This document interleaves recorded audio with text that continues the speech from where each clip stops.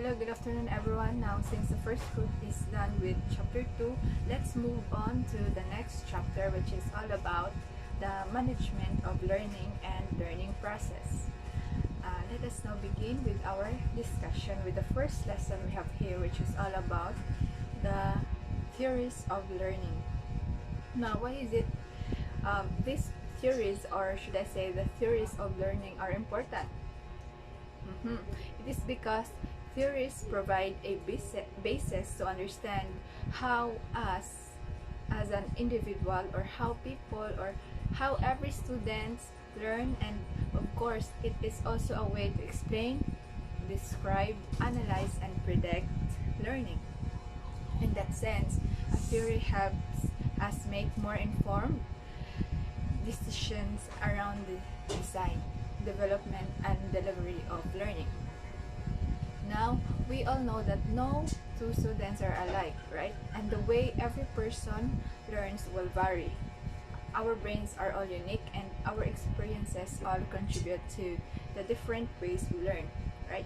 Thus, now, psychologists have spent countless hours performing tests to better understand how students learn.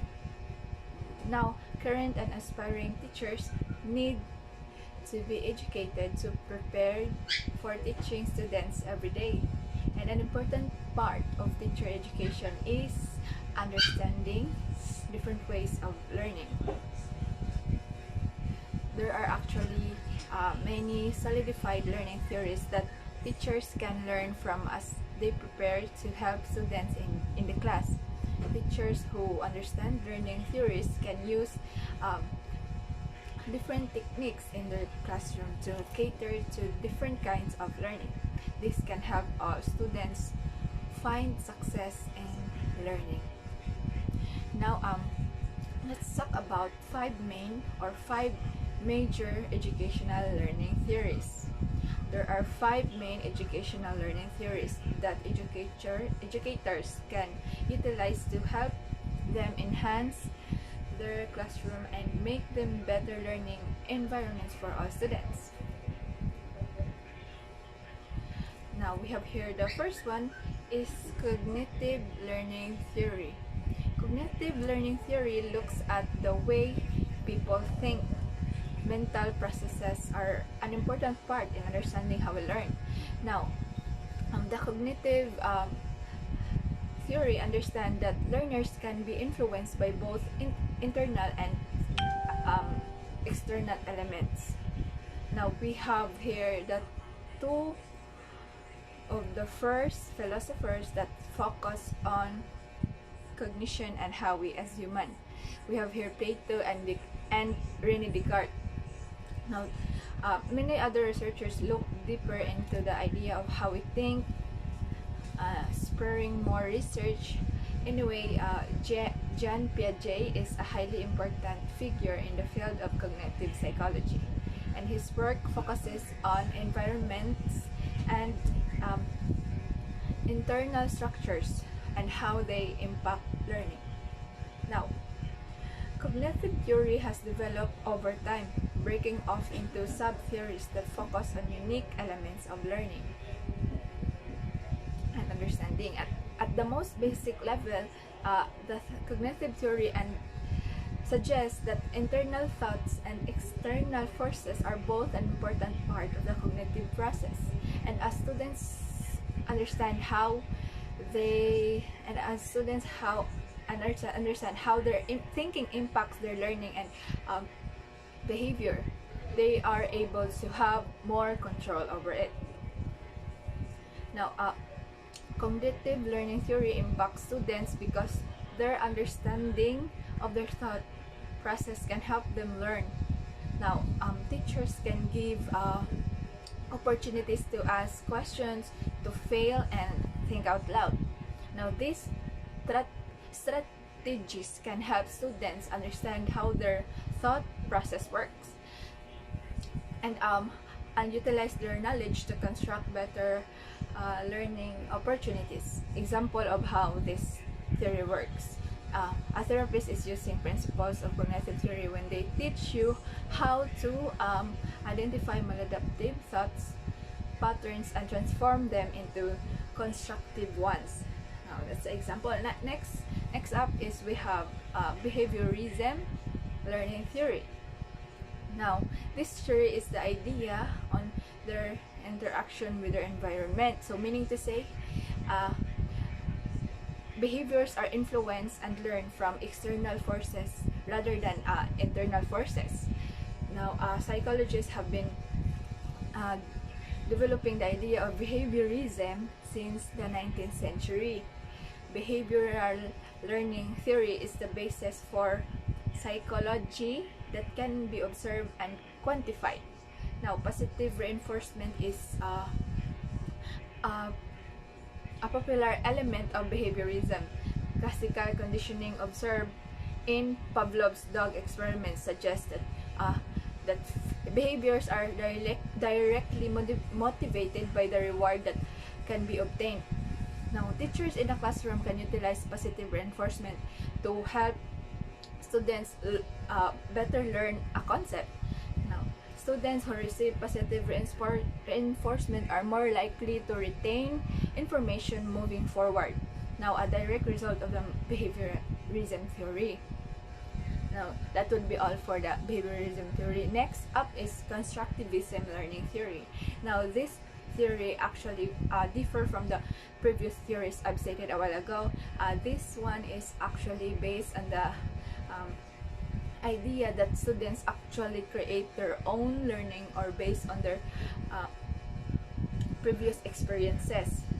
Now, students take what they're being taught and add it to their previous knowledge and experiences, creating a reality that's unique to them. Now, this learning theory focuses on learning as an active process, which is personal and individual for each student. Now, teachers can utilize constructivism to help understand that each student will bring their own path to the classroom every day. Teacher in constructivist classroom act as more of a guide to help. Now, the next theory was the humanism learning theory. Humanism is very closely related to constructivism. Humanism directly focuses on the idea of self-actualization. So everyone functions under a hierarchy of needs. Self-actualization is the top of the hierarchy of needs. So it is the brief moments where a person feels of their needs are met and they are the best possible version of themselves. Everyone is striving for this, and learning environments can either move toward meeting needs or away meeting needs. So teachers can create classrooms environments that help students get closer to their self-actualizations. Educators can fulfill students' emotional and physical needs, giving them safe and comfortable place to learn, plenty of food, and the support they need to succeed. So in other words, this kind of environment is the most conducive to helping students to learn. So next theory was the connectivism learning theory. So this theory is one of the newest educational learning theories. It focuses on the idea that people learn and grow when they form connections. So this can be the connections with each other or connections with their roles and obligations in their lives, like hobbies, goals, and people can all be connected that influence learning. So teachers can utilize connectivism in their classrooms to help students make connections to things that excites them. So it also helps them to learn. Then teachers can also use digital media to make good and positive connections to learning. So they can help create connections and relationship with their students and with their peer groups to help students feel motivated about their learning. So I think that's the 5 learning theories. But while these 5 learning theories are the main educational learning theories for teachers, so who want to support their students' learning, so there are 3 additional theories that they may want to understand Some may work as good supplemental theories for teachers to booster their educational supports with the new approach. So these three additional theories was the transformative learning theories. So transformative learning theory is a great approach for adult education and young adult learning. So it also referred to as transformation learning. So this learning theory was founded by Jacques Mezirow, who discovered it after doing studies on adult women who went back to school. So transformative learning theory focuses on the idea that learners can adjust their thinking based on a new information. So this approach may works well for adult students because we know that children don't have that some kind of transformations with their learning experiences and with the life experience. So adult students could draw on child experiences and transforming those beliefs and understanding using critical reflection, leading them to an understanding of what they should believe and understand as adults. So overall, this transformative theory states that our worldwide is changed the more we learn, which help us grasp new concepts and ideas. So by getting new information that helps evaluate post ideas, students are able to make a dramatic educational shift beyond standard learning.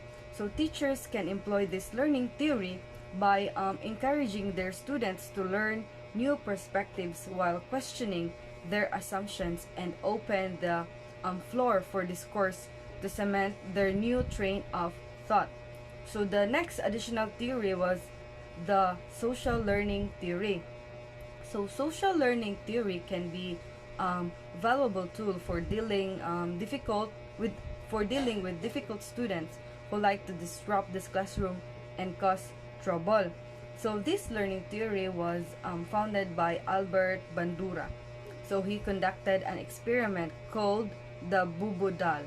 So experiment in the early 60s. So this Bubudal experience was happened early 60s. So during which he studied children's behavior after they watched an adult act aggressively with a doll-like toy. So he noted that how the children react when the adult got rewarded, punished, or suffered no consequences after they attacked the doll.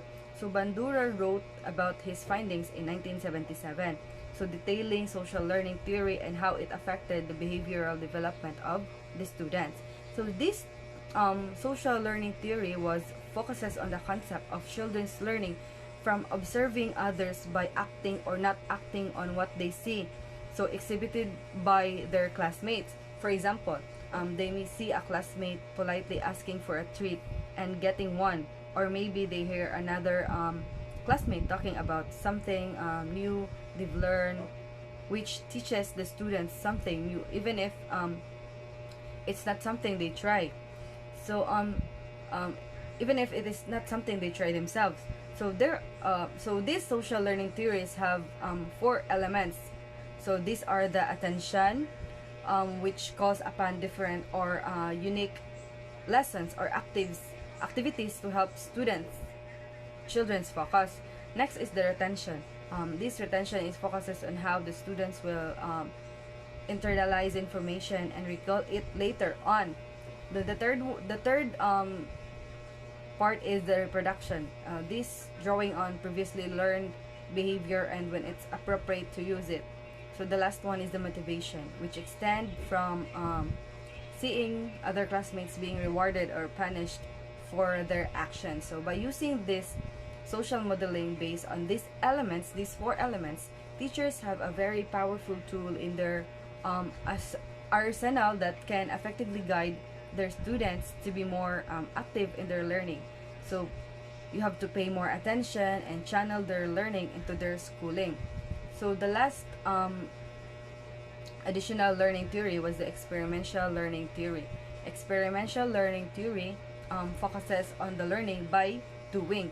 So experiential learning theory, or ELT, was defined by David Kolb in 1984. Though his influence came from other theories such as John Dewey, Kurt Lewin, and Jean Piaget, Kolb was able to identify 4 stages of experiential learning theory. So the first 2 stages, concrete learning and reflective observation, focuses on the grasp of experiences. Using this theory, students are encouraged to learn through experiences that can help them retain information and recall facts. So some examples of experiential learning theory form of learning include taking students to the zoo to learn about animals instead of just reading about them, or growing a garden to learn about photosynthesis instead of watching a video about it.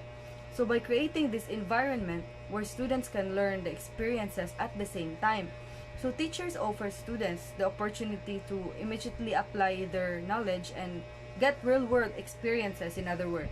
So this approach also encourages teamwork, and it's shown to improve motivation. So I think that's the 5 learning theories, and with the 3 additional learning theories.